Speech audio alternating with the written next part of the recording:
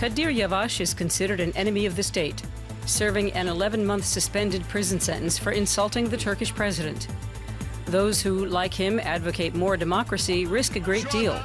A few days ago, police stormed the premises of a government-critical media group. Kadir refuses to be silenced, though he faces trouble even from within his own family. Can he withstand the pressure?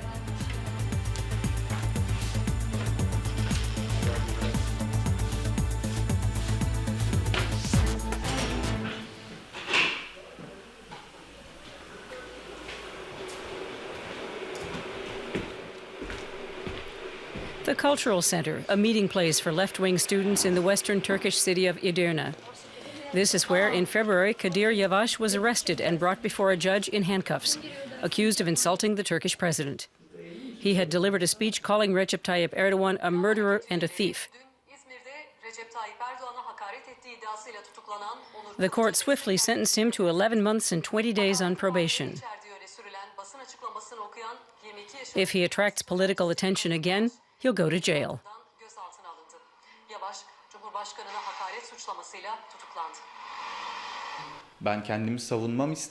I wanted to defend myself in court, but the judge cut me off after 2 sentences, saying that's enough. He'd reached his verdict long before. I'd never have thought that this country's judicial system had degenerated so much. Kadir is packing his bags to visit home. His parents don't know he shares a flat with other socialist students.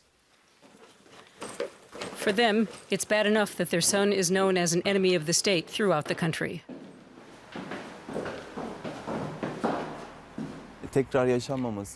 My family reacted to my conviction with shock.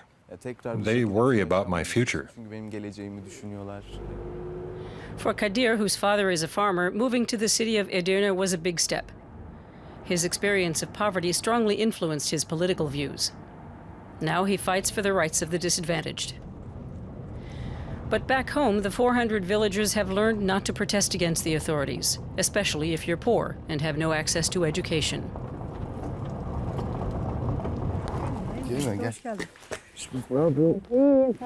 The prodigal son returns. It's a reunion with mixed emotions. Kadir's family doesn't approve of his political activities. For years, they've been putting pressure on him to stop. Kadir is the only one to study at university. One of his brothers has remained in the village. Actually, they're all proud of Kadir, but now he's brought trouble into the family. Pro-government media call him and his friends terrorists. His parents have been begging him to stop his political activities. But Kadir keeps going to demonstrations and attending meetings, advocating freedom of speech and Kurdish rights, especially now in the run-up to elections. His parents take him to task. I've told you from the start not to get mixed up in these political activities. Concentrate on your studies. That's why we sent you to the city. At least stop meddling in all these matters.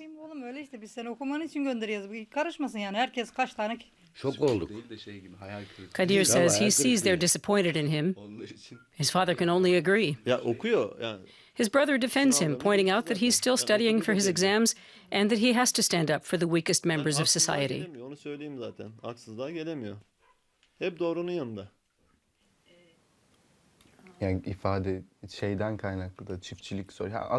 You think that only farmers in this country face difficulties and injustice. But that also goes for factory workers and for us students.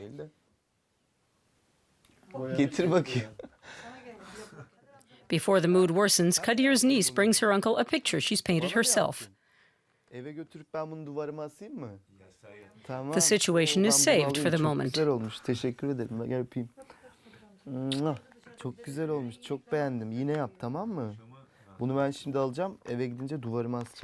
Whenever Kadir comes home, he helps out on the farm. 5 people here have to live from a few dairy cattle and a few hectares of grain. The work provides distraction after his arrest, court appearance, and the campaigns of nationalists against him on the internet. His mother has little idea of the increasingly intense political clashes in the big cities. Most of the TV stations they can receive in the countryside have long been towing the government line.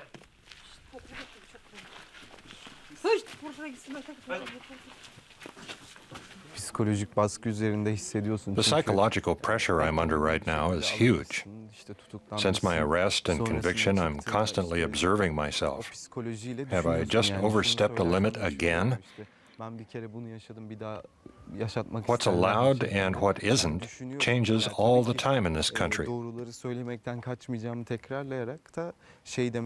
threat of prison makes you cautious. But I don't want to stop my political work. His reception outside the village tea house is cool. Even though not all the villagers will be voting for the governing AKP party, everyone here agrees that the government and its representatives deserve respect.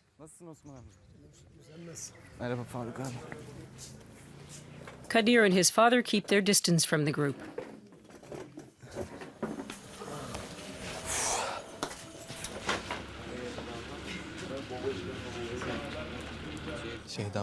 Kadir asks his father to put his case to the villagers.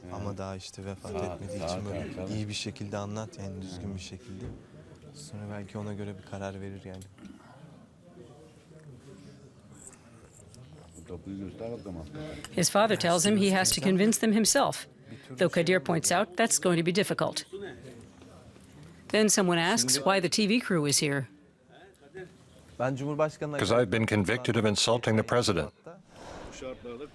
Especially here in rural Turkey, people are dependent on the goodwill of the authorities. Roads, electricity, and water supply connections are often allocated according to political loyalty. We heard about his conviction on TV. We can't judge whether it was fair. It might have been overdoing it a bit to arrest a young man just because of something like that. Hemen bir öğrenciyi alıp içerilere atmak şudur budur gibilerinden suçlu düşürmek. Ama Türkiye'nin demokrasi Turkey is a democracy. People can voice their opinions openly. İnsanlar fikirlerini rahatça söyleyebilmeli. But the courts have to decide if that's allowed in individual cases. Kanunlar belirler, yargı eldeki belgelerle belirler. Onun doğru veya yanlış olduğunu kanun bilir. Kadir is disappointed. People like him who dare to take on the government tend to be left on their own in any case. But he had expected a bit more solidarity from his own village. Ülkenin bulunduğu durumda Here in the village, you can see how people in this country are already in the grips of a general sense of fear. My neighbors are afraid of being sent to prison themselves. They don't want any trouble from the authorities. And that's become clear to me.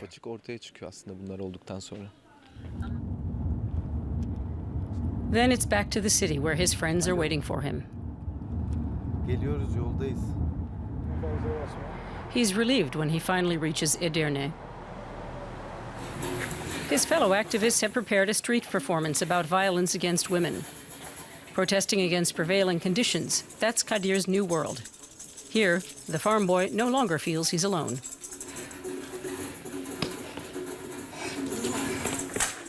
For these young Turks, coming into conflict with the government is a part of life.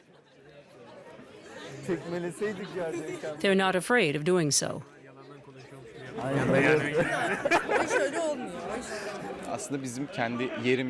This cultural center is a place of hope for me. Here we can still voice our views openly. We can still talk with each other about the injustices that have been done to us. Mutual support and solidarity help us overcome them. And that's an important experience. The mood in the group is exuberant. Kadir tells them about his visit to his village. He's an exception here. Almost all his friends come from middle-class families. But soon things become serious again. 3 weeks ago, they were all in Ankara to demonstrate for peace between Turks and Kurds, when 2 suicide bombers blew themselves up. More than 100 people were killed. Since then, it's been clear to these students that they risk facing not just state persecution, but, more and more often, death.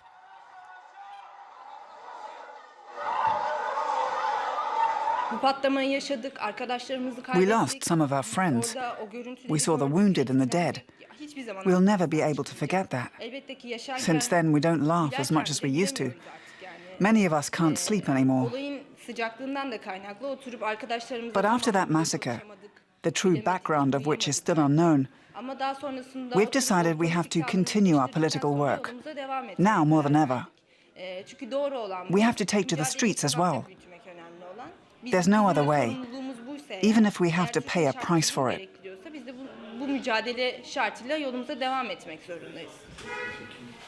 Kadir has already had to pay a price for his beliefs.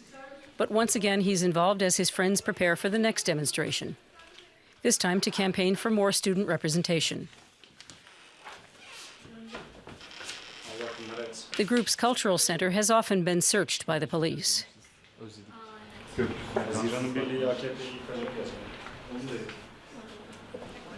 Kadir knows that as a convicted offender, he'll have a hard time getting a job in Turkey after his studies, even if he gets good marks. The words I was convicted for are not wrong. We're fighting to give more people in this country freedom of speech. I said it for them, and I was convicted for it. But I don't regret it.